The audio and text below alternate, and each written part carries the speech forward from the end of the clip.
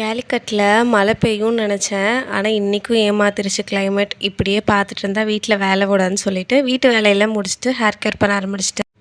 மந்த்துக்கு முன்னாடி என்னோடய ஸ்கின் அலர்ஜிக்காக டாக்டர்கிட்ட போயிருந்தப்போ அவர் நோட்டீஸ் பண்ணது என்னோடய ஹேர் ஃபால் தான் ரொம்ப அதிகமாக இருக்குது. இப்போ இருந்தே கொஞ்சம் கேர் பண்ண ஆரம்பிங்கன்னு சொன்னாங்க. ஸோ அதிலேருந்தே ஹேர் கேர் பண்ணி தான் குளிக்கிறது.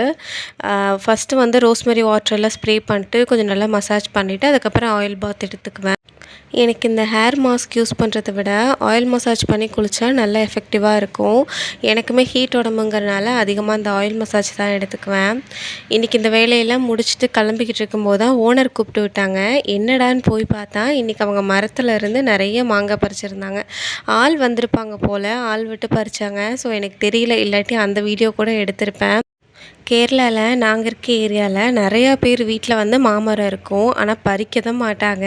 ஏதோ எங்கள் ஓனர் உலக அதிசயமாக பறித்து அவருக்கு மட்டும் இல்லை சுற்றி இருக்கிற வீட்டுக்கு எல்லாத்துக்கும் டிஸ்ட்ரிபியூட் பண்ணார். எத்தனை பேர்த்துக்கு ஃப்ரெஷ்ஷாக மாங்காய் பறித்து சாப்பிட பிடிக்கும்னு சொல்லுங்கள். எனக்கு ரொம்ப பிடிக்கும். நாளைக்கு பார்க்கலாம்.